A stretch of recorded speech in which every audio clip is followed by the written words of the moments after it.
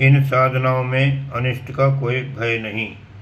मंत्रों की साधना की एक विशेष विधि व्यवस्था होती है। नित्य साधना पद्धति से निर्धारित कर्मकांड के अनुसार मंत्रों का अनुष्ठान, साधन, पुरस्चन करना होता है। आमतौर से अविधि पूर्वक किया गया अनुष्ठान साधक के लिए हानिकारक सिद्ध होता है और लाभ के स्थान पर उससे अनिष्ट की संभावना रहती है। ऐसे कितने ही उदाहरण मिलते हैं कि किसी व्यक्ति ने किसी मंत्र की या किसी देवता की साधना अथवा कोई योगाभ्यास या तांत्रिक अनुष्ठान किया। साधना की नीति रीति में कोई भूल हो गई या किसी प्रकार अनुष्ठान खंडित हो गया तो उसके कारण साधक को भारी विपत्ति में पड़ना पड़ता है। ऐसे प्रमाण इतिहास पुराणों में भी हैं। व्रत और इंद्र की कथा इसी प्रकार की है। वेद मंत्रों का अशुद्ध उच्चारण करने पर उन्हें घातक संकट सहना पड़ा था। अन्य वेद मंत्रों की भांति गायत्री का भी शुद्ध सस्वर उच्चारण होना और विधि पूर्वक साधना करना उचित है। विधि पूर्वक किए हुए अनुष्ठान सदा शीघ्र सिद्ध होते हैं और उत्तम परिणाम उपस्थित करते हैं। इतना होते हुए भी वेद माता गायत्री में एक विशेषता है कि कोई भूल होने पर उसका हानिकारक फल नहीं होता। जिस प्रकार दयालु, उदार और बुद्धिमती माता अपने बालकों की सदा हित चिंतन करती रहती है, उसी प्रकार गायत्री शक्ति द्वारा भी साधक का हित ही संपादन होता है।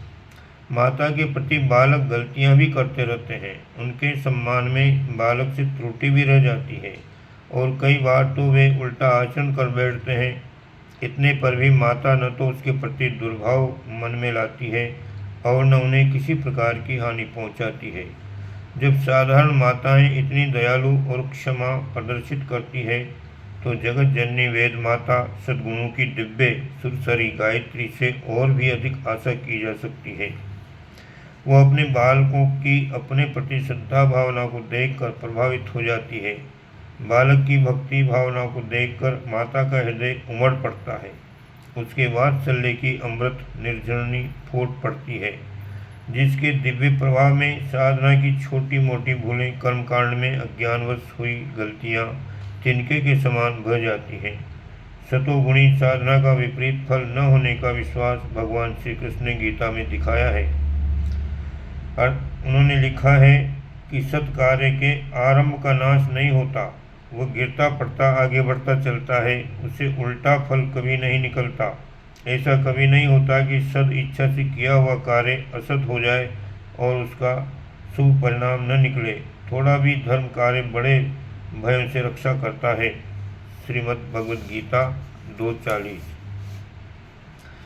गायत्री साधना ऐसा ही सात्विक सत्कर्म है जिसे एक बार आरंभ कर दिया जाए तो मन की वृत्तियां उस ओर अवश्य ही आकर्षित होती हैं और बीच में किसी प्रकार छूट जाए तो फिर भी समय समय पर बार बार उस साधक को पुनः आरंभ करने की इच्छा उठा करती है।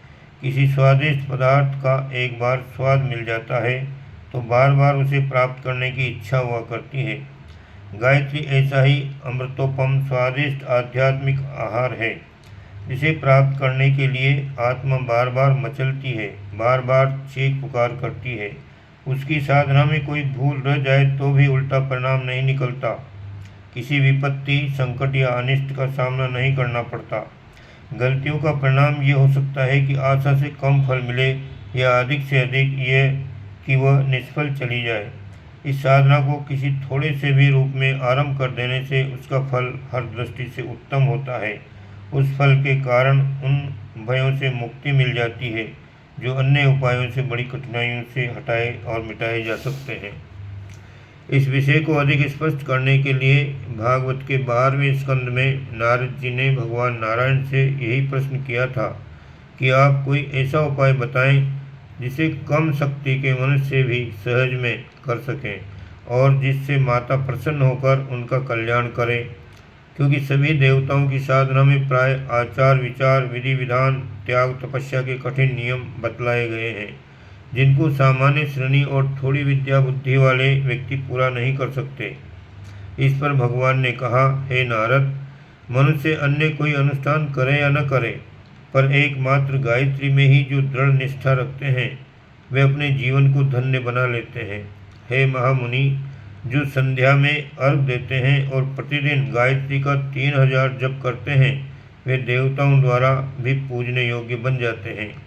जप करने से पहले उसका न्यास किया जाता है, क्योंकि शास्त्रकारों का कथन है कि देवो भूत्वा देवम यजेत, अर्थात देव जैसा बनकर देवों का यजन करना।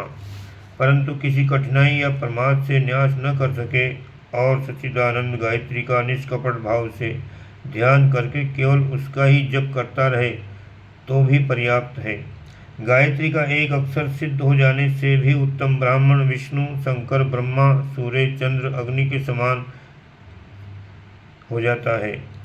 जो साधक नियमानुसार गायत्री की उपासना करता है वो उसी के द्वारा सब प्रकार की सिद्धियां प्राप्त कर लेता है, इसमें कुछ भी संदेह नहीं है। इस कथानक से मालूम होता है कि इस युग में गायत्री की सात्विक और निष्काम साधना ही सर्वश्रेष्ठ है। इससे निश्चित रूप से आत्म कल्याण होता है। इन सब बातों पर विचार करते हुए साधकों को निर्भय मन से समस्त आशंकाओं एवं भय को छोड़कर गायत्री की उपासना करनी चाहिए। ये साधारण अस्त्र नहीं है जिसके लिए नियत भूमिका बांधे बिना काम न चले। मनुष्य यदि किन्हीं छुट्टल वनचर जीवों को पकड़ना चाहे तो उसके लिए चतुरतापूर्ण उपायों की आवश्यकता पड़ती है, परंतु बछड़ा अपनी माँ को पकड़ना चाहे तो उसे मातृ भावना में माँ पुकार देना मात्र काफ़ी होता है। गौ माता खड़ी हो जाती है, वात्सल्य के साथ बछड़े को चाटने लगती है और उसे अपने पयोधरों से दुग्ध पान कराने लगती है। आइए हम भी वेद माता को सच्चे अंतःकरण से भक्ति भावना के साथ पुकारें और उसके अंतराल से निकला हुआ अमृत रस पान करें। हमें शास्त्रीय साधना पद्धति से उसकी साधना करने का शक्ति भर प्रयत्न करना चाहिए। अकारण भूल करने से क्या प्रयोजन। अपनी माता अनुचित व्यवहार को भी क्षमा कर देती है, पर इसका तात्पर्य ये नहीं कि उसके प्रति श्रद्धा भक्ति में कुछ ढील या उपेक्षा की जाए। जहाँ तक बन पड़े पूर्ण सावधानी के साथ साधना करनी चाहिए, पर साथ ही इस आशंका को मन से निकाल देना चाहिए कि किंचित मात्र भूल हो गई तो बुरा होगा।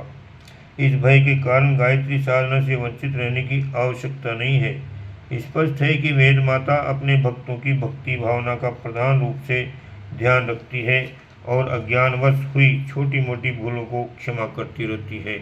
ओम शांति।